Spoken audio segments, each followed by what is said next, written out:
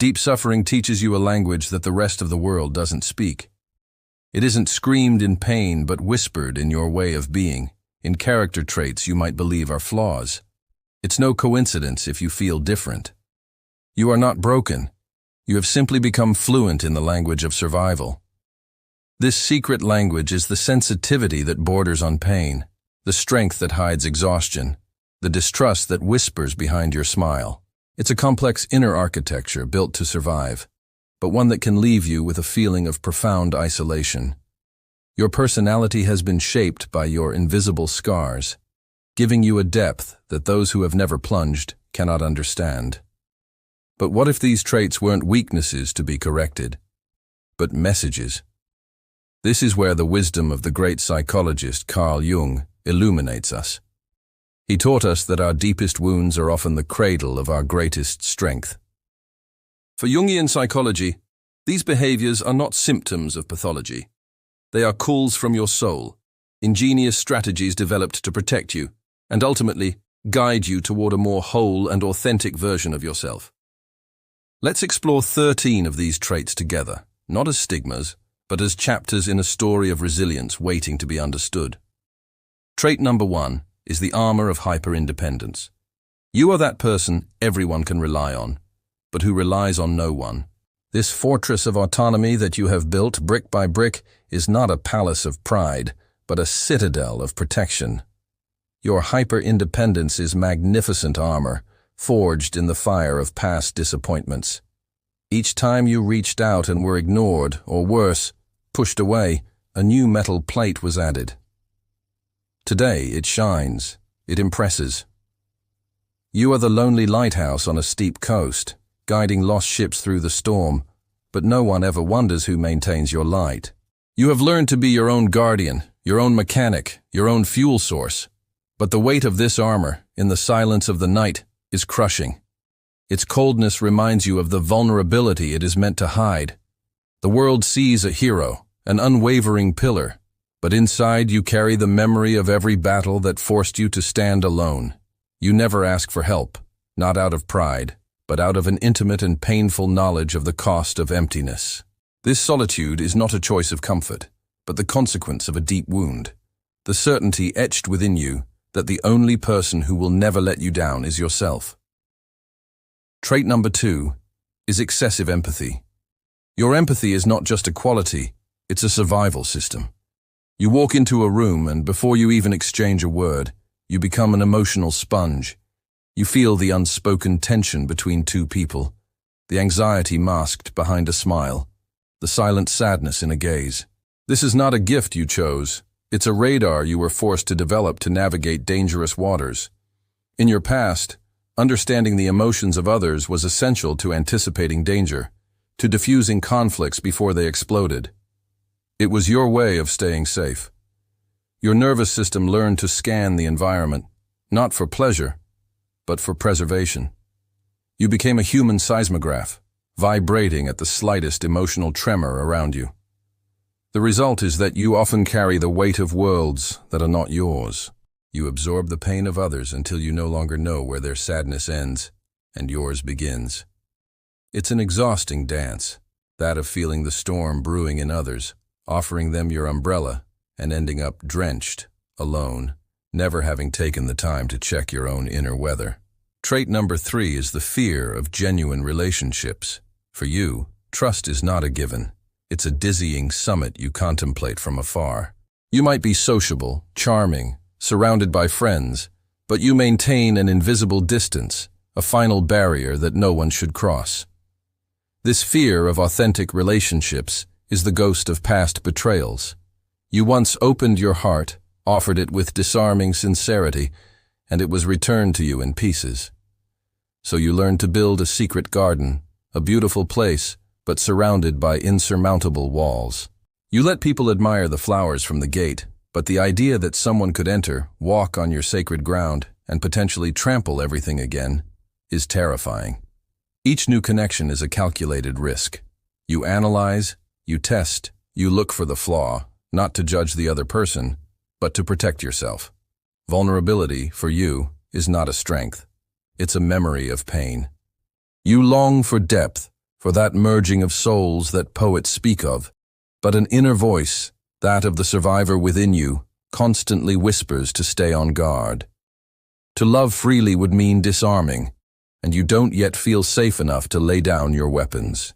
Trait number 4 is the persona of the strong person who collapses alone. In public, you are the oak, robust, reliable, the one everyone turns to when the wind blows too strong. You offer your shade, your advice, your strength without ever bending. You are the pillar supporting the arch, the anchor stabilizing the ship. This is the role you have learned to play perfectly, a persona, as Carl Jung would say, so well constructed that even you, sometimes, believe in it. But when the doors close and silence falls, the oak is revealed to be hollow. The pillar is riddled with cracks. The collapse is total, silent, and solitary. The exhaustion you hide behind your smile is abyssal. The weight of the world you carry for others crushes your own shoulders. No one imagines the depth of your solitude, because you never show it. To show this side would be, in your mind, an admission of weakness, a betrayal of the image you must maintain. You have associated strength with suppressing your own needs. You comfort others but don't know how to receive comfort. You are the wounded healer who tends to others without ever dressing your own wounds. This duality is an immense burden, being everyone's savior and having no one to save you from yourself. Trait number 5 is sensory sensitivity. The world often feels too loud, too bright, too intense to you. This is not a whim, it's a physical consequence of your history. A person who has experienced trauma or deep suffering lives with a nervous system that remains on high alert. It's as if the world's volume is constantly turned up to maximum. Sudden noises make you jump disproportionately. Bright lights in a supermarket can make you nauseous. A crowd can overwhelm you, draining all your energy. You are like a camera film that has been overexposed. The slightest extra light burns the image. This is not a weakness. It's the testimony of a body that remembers danger. Your body hasn't forgotten that it had to be hyper-vigilant to survive. Today, even in safety, it continues to scan the environment for potential threats. This sensitivity is not a design flaw. It's proof that you survived situations that demanded constant attention. The challenge now is to teach your nervous system that the war is over, to offer it the silence and gentleness it needs to finally rest. Trait number 6 is the obsessive need for control. Your life might be meticulously organized. Your days are planned, your projects are anticipated, your environment is ordered. This need for control isn't just a preference for order, it's a desperate attempt to maintain the walls of a dam to prevent chaos from overwhelming you again. You've known chaos. You've lived through moments where everything collapsed, where you were at the mercy of unpredictable events or people. This experience left a deep imprint, the belief that if you don't control every detail, everything can plunge into the void. You are the conductor of a symphony orchestra, frantically trying to control every instrument, fearing that a single wrong note will cause a deafening cacophony. Spontaneity, for others, is an adventure. For you, it's a threat. The unexpected is an enemy. This need for control is exhausting, because life, by nature, is uncontrollable. You wage a constant battle against uncertainty, a battle that leaves you anxious and tired. It's not power you seek, but security. It's the cry of a part of you that has been so deeply destabilized that it believes only iron vigilance can prevent the world from collapsing a second time. Trait number 7 is silence as a refuge. For many, silence is an uncomfortable void. For you, it is a sanctuary. When you withdraw from the world, it is not an act of rejection, but a vital need to recharge an inner battery that is constantly under strain. You seek silence as a diver seeks the surface of the water to breathe. The external world, with its noises, demands, and judgments, is a constant pressure. Silence is your decompression chamber. It is in this space that you can finally shed the masks, quiet the voices of others, and listen to your own. It's a homecoming, a place where you can internally reorganize yourself, sort through the chaos of emotions you have absorbed. You've learned that external noise can mask the most important signals, those that come from your soul. Your withdrawal is not antisocial isolation. It's an act of spiritual hygiene. It's like entering a silent cathedral after crossing a crowded marketplace. In this silence, you find your center. You reconnect with your truth. It is the only place where you can hear the whispers of your intuition, that inner compass that has guided you through the darkest moments. Trait number 8 is an overly guarded heart. Your heart isn't cold, it's fortified. It resembles an old chest filled with treasures, but protected by complex locks and a heavy chain. You don't give out the keys easily. This protection wasn't born of cynical distrust, but of wisdom gained through pain. You once left the door to your heart wide open, and thieves entered. They took your trust, your innocence, your vulnerability, and left everything in disarray. So you learned to guard your treasure. Every new person who approaches must show their credentials, not once, but 100 times. You observe, you wait, you assess sincerity over the long term, the slightest sign of danger, the slightest inconsistency, and you double turn the key. It's not that you don't want to love or be loved. You dream of it. But the cost of another break-in would be too high. Your heart is a sacred place, and you have become its vigilant guardian. Opening this chest requires more than a simple password. It requires proof of a patient, gentle, and absolutely reliable presence, someone who isn't looking to take the treasure, but who is willing to sit before the chest and simply appreciate its beauty, even from the outside. Trait number 9 is a sharp sense of justice, honed by pain. You cannot stand injustice. It provokes a visceral reaction in you, an indignation that rises from deep within your gut. Disrespect, dishonesty, manipulation are physically intolerable to you. This sensitivity is not merely an attachment to abstract moral principles. It is the resonance of your own history. You have been on the wrong side of injustice. You have known the pain of being silenced, of being disregarded, betrayed, or treated unfairly. Your personal suffering has become a universal moral compass. You are like a bell that was cracked by a violent blow. From now on, it doesn't ring for just anything, but its vibration is absolutely clear when it resonates with truth and integrity. You become a defender of others, because in them, you recognize your own wound. You cannot remain silent when someone is treated unjustly, because that silence would be a betrayal of the part of you that suffered alone. This fire for justice is the direct product of the cold indifference you endured. It is your pain, transformed into a shield for others, and a cry for a more just world. Trait number 10 is the ability to see the invisible in others. Your suffering has given you eyes that others lack. You've developed a kind of night vision for the human soul. Where most people see only a facade, a polite smile, or a casual attitude, you perceive the cracks, the hidden sorrows, the silent struggles. This is because you intimately know the language of the unsaid. You've spent so much time masking your own pain that you instantly recognize the masks in others. A silence that's a little too long, a fleeting glint in the eye, tension in the jaw. These are whole sentences to you. You are a decoder of the invisible. People often feel seen by you in a way they don't even understand themselves, because you don't just see their persona, but you feel their shadow, to use Jungian psychology terms.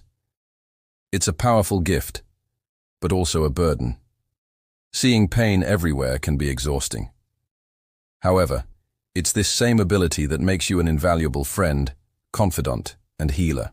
You don't offer superficial advice. You offer recognition, that rare and precious gift of saying, without a word, I see your struggle, and you are not alone. Trait number 11 is the fear of being a burden. Deep down, there is this persistent belief that your very existence, your needs, your emotions, are a burden to others. This fear pushes you to constantly apologize, even when you've done nothing wrong. Sorry to bother you. Excuse me for taking your time. These phrases are reflexes. You minimize your own problems. You say, "It's nothing," when inside, everything is collapsing. You prefer to suffer in silence, rather than risk imposing your sorrow on someone else. This fear is the voice of a past, where your needs were unwelcome, where you were made to feel like you were too much, too sensitive, too demanding, too complicated. You internalize the message that to be loved, you must be discreet, transparent, never cause waves. You are like a guest in someone else's house, tiptoeing so as not to disturb, even though you are in your own life. This feeling of guilt for existing prevents you from asking for what you legitimately need: support, a listening ear, help. It's a cycle of self-erasure, where you deny yourself the care you so generously offer to others. Trait number 12 is the ability to appreciate the small things. When you've been through hell, the simple warmth of the sun on your skin becomes a miracle. Your capacity to marvel at life's small joys is not naivety. It's the wisdom of someone who has known loss. You have been in such vast emotional deserts that finding a single wildflower is a moving event. While others chase spectacular happiness, you find it in the taste of hot coffee in the morning, in the peaceful silence of an empty room, in the purring of a cat, in a smile exchanged with a stranger. You learned the hard way that life can be fragile and that everything can be taken away in an instant. This knowledge hasn't made you bitter. It has made you incredibly present. Every little moment of peace, beauty, or comfort is a treasure. It's as if your suffering has cleaned the windows of your perception, allowing you to see color and light with an intensity others can't suspect. This deep gratitude is not forced optimism. It's the poignant realism of someone who knows what it's like to have nothing, and who, therefore, cherishes absolutely everything. Finally, trait number 13 is the need for purpose after pain.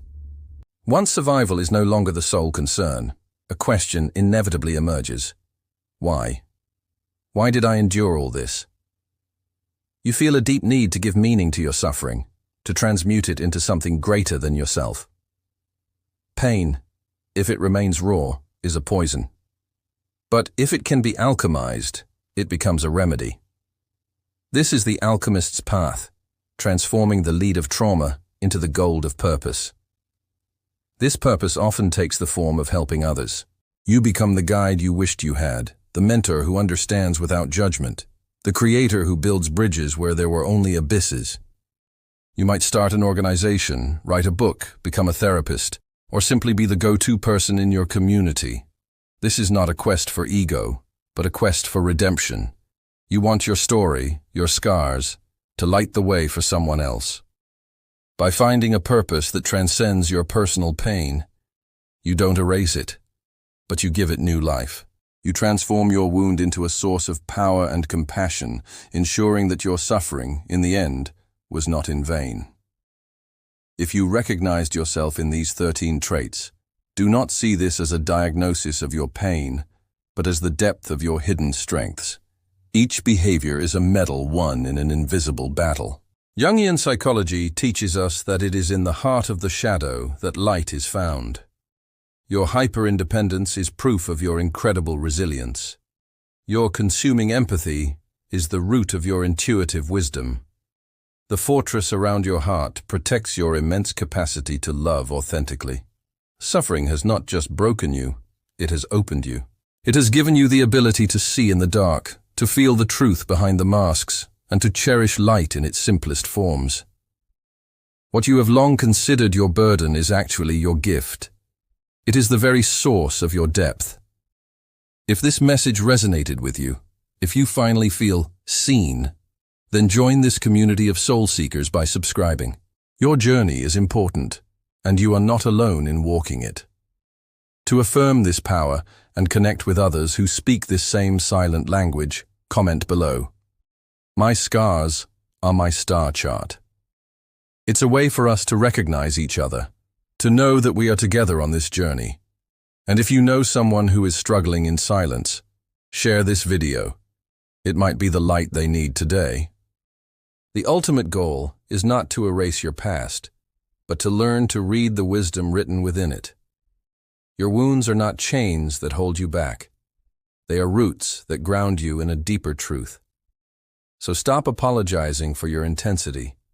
Stop dimming your light so as not to blind those who are not ready to see. Honor the armor you have worn, then find the courage to open it, not for just anyone, but for yourself, to finally breathe. Your existence, with all its complexity, is not a problem to be solved. It is your masterpiece,